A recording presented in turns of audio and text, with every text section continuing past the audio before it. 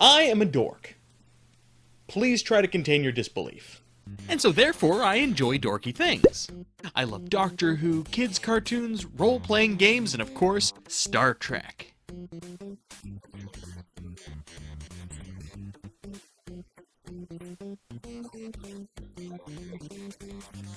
Can't you people see that Janeway was doing the best that she could? Although there was that time she turned into a salamander. Wait, where was I?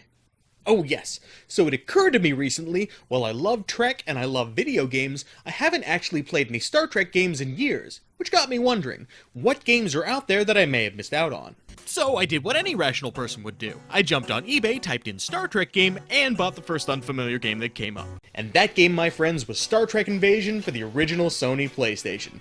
How is it, you ask? Well, there's only one way to find out. Plus, I haven't played it yet. Don't be pushy. The game was published by Activision and developed by Warthog Games, who seem to have primarily made licensed games such as Tiny Toon Adventures, Buster Saves the Day, and Loons, the Fight for Fame? Note to self, acquire strange but intriguing Loons game for later video production purposes. The game begins with a sciencey probe being mysteriously destroyed by an unknown space doodad. We then transition to the Starfleet science vessel... The USS Lovell. The USS Lovell. You're gonna have to enunciate. The USS Lovell. Still not getting it. Huh. I may be going deaf. Having sent the now demolished probe out in the first place, they're treated to some unsettling imagery. Captain's log, stardate 54111.79. God, they'll let anybody do voiceovers for these things. Now, as the data suggested, the Borg, cheeky little devils that they are headed straight towards the Earth. And according to Picard, while the Federation is amassing their own warships in order to combat the boxy bastards, they're in need of just a little bit more time. So it's decided that they'll send Worf out in the USS Typhon, a mobile outpost and carrier starship, to head him off at the pass, so to speak. Pilots, as of this stardate, you are assigned to the Valkyrie Squadron aboard the USS Typhon. Oh, Michael Dorn, your dulcet tones are a welcome addition to any game. Capable of launching 26 Valkyrie-class ships, the Typhon has a full array of pulse phaser turrets and quantum torpedo tubes. Hey, if we go round back, we won't have to animate his mouth moving. You play as fresh out of Starfleet Academy, Ensign Ryan Cooper. But by play as, I mean you pilot ships and we're told that there's some guy named Cooper. Don't expect any major story involvement, you're basically disposable, oh who gives a fuck. The game itself is entirely mission-based. So when you choose to begin a new game, you're greeted with this galactic map. You then have the option of choosing between story missions and additional optional missions which are designated with an A or a B. The gameplay is your standard 3D, third-person, space shooty stuff. You have access to your primary weapons such as your phasers and similar energy-type duos, as well as secondary weapons like your photon torpedoes, quantum torpedoes, mines, tractor beam, and cloaking device, the last of which I never really found a use for. Your absolute first training mission begins, of course, by having you navigate sets of rings, which might lead you to believe that the game has a good amount of precision flying sections, but no. 99% of the time is spent in space or just within a planet's atmosphere with very few, if any, obstacles other than ships trying to blast ye ass. Not that I'm complaining, mind you. These ship controls are so loose. They're so loose that they would be woefully inadequate for any and all applications that specifically require tightness. Yeah, I went there. Luckily, they included a lock-on feature to compensate for the shitty aiming controls. It's activated first by pressing the triangle button to select a target. Then, pressing and holding triangle again when you're within range locks onto your victim. Well, that is unless it randomly decides that it doesn't want to work, which happens way more often than I would like. You know what? Fine, I'll play some Star Trek Online instead.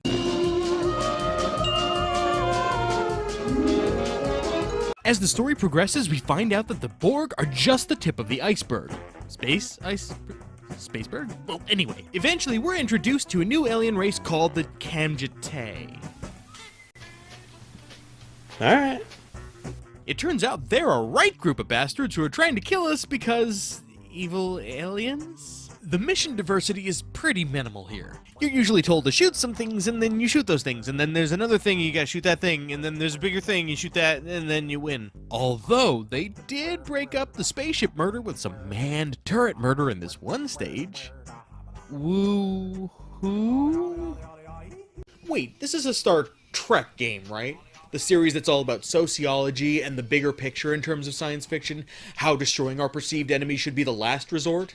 Here, it's just so abrupt. Alright, so let's try to have a conversation. Nah, just kill him. And yeah, it sort of makes sense in context, but they're glossing over one of the more interesting aspects of the series. I mean, the title of the game should have been Star Trek: Diplomacy Has Failed. And I mean, there are missions where they don't require you to kill anyone. Like this one, where I'm using my tractor beam to fetch escape pods from a ship that's trapped within the event horizon of a black hole. Oh, but that would be far too easy. So they threw in some pissed off Cardassians who are actively trying to destroy the pods. So I'm fighting with the wonky aiming controls in order to be perfectly placed to pick up these tiny little bastards. God, and it's all I can do to keep up with the Cardassians.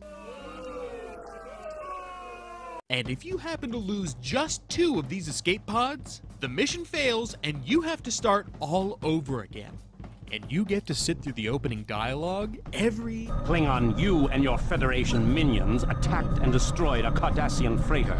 single You and your Federation minions attacked and destroyed a Cardassian freighter. time. Attacked and destroyed a Cardassian freighter.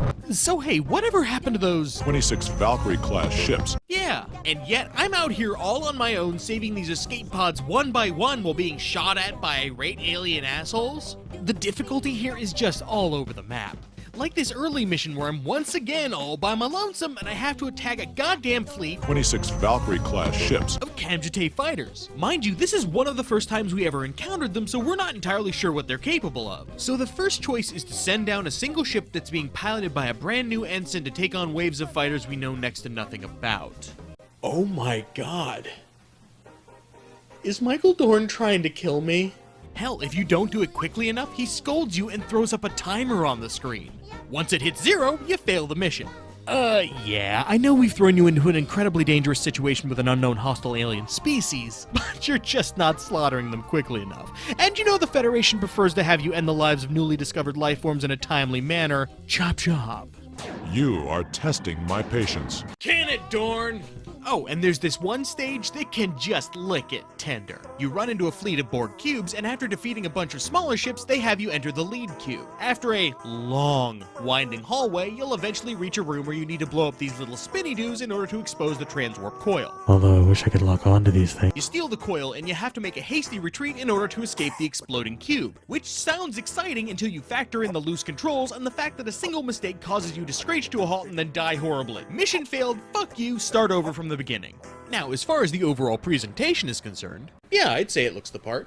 the menus are all very next generation, and it's nice to hear Worf and Picard properly voiced. Plus, I gotta admit, I do like this one mission debriefing that you get if you fail the Borg stage and you don't continue. The Borg have gained control of the fight, but we cannot allow them to take us alive. We will die with honor. Okay, that's pretty funny. Although some of their sound editing could really use some work. And allowing us to tap into their image field communications. Hell, the game doesn't even let the computer finish her sentences half the time. Mission select. Rude. Mission terminate. Oh. Target locked. Up, up, up. And a good portion of the game's major story turns are given to us via comm dialogue mid-game, which would be fine if it weren't for the default volume levels obscuring everything that's being said.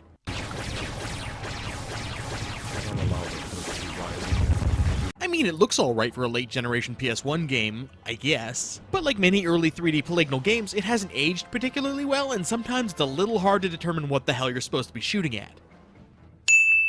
Really? I could run it through a PS1 emulator, but I'm not gonna do that.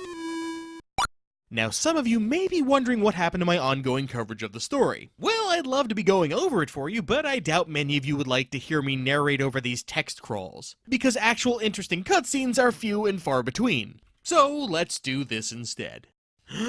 It turns out that the captain of the Federation starship, the USS Sentinel, Marcus Brennan, while on an away mission, somehow woke up the Kamjate from cryogenic suspension, and then he went rogue. And this may be due to some pulse generator, but it's never all that clear. And then it turns out that the Kamjate are related to an ancient race called the Herc, who are enemies of the Klingons, and they're like really bad. So now we're just gonna call the Kamjate the Herc for the rest of the game, and Brennan is working with the Herc to allow them to invade the galaxy.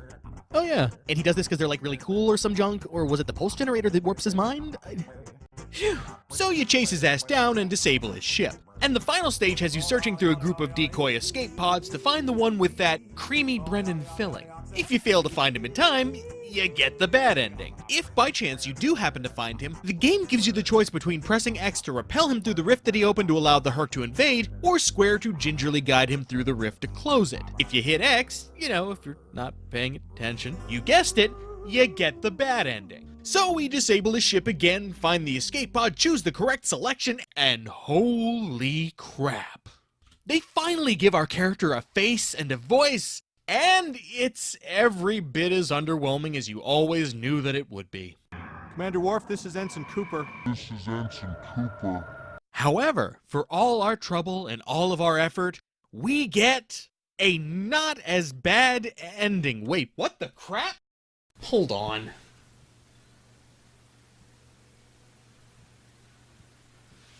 Okay, so it turns out if you only go through the story missions, you get the sorta okay ending. To get the good ending, you need to have arbitrarily completed Mission 5A. Alright. So that's exactly what I did. I beat 5A, played the last level again, found the bastard, and finally I got the good ending. The invasion is ended. The Typhon takes a victory lap past the Golden Gate Bridge. Hey, why are we celebrating? Beats me! The end. So, how was Star Trek Invasion? Disappointing. While the game wasn't all that bad, and even was pretty well praised by some sites at the time of its release, it has not aged well. And compared to other games within similar genres, it doesn't hold up. It misses the best aspects of Star Trek, like the interesting plots, characters, social issues, and sci-fi intrigue, and instead, save for a few cutscenes, all we get are these bland text scrolls and expository dialogue during gameplay that I can't even hear, all to try and tell a story that's average, if we're being extremely generous. And believe me when I say that this is the first time where I have ever had to go back and refresh my memory of what actually happened during a game that I was reviewing. And try as I might, I just couldn't care. So while I did have fun from time to time, the control issues and odd design choices made the majority of the experience very difficult to enjoy. So while I hate to say it, if you're looking for a Star Trek fix, you might want to look elsewhere. Well, next time we're going to return to an old friend we haven't heard from in a very long time. But this time, I might need some help. I'll see you then.